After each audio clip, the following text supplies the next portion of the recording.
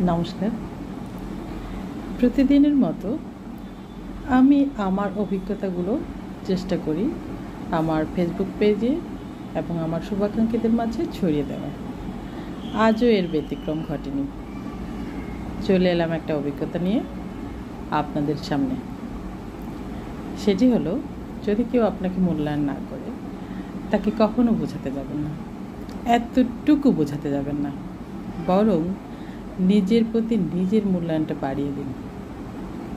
নিজের প্রতি, নিজের আস্থার প্রতি, নিজের কাজের প্রতি আরও যত্নশীল হন।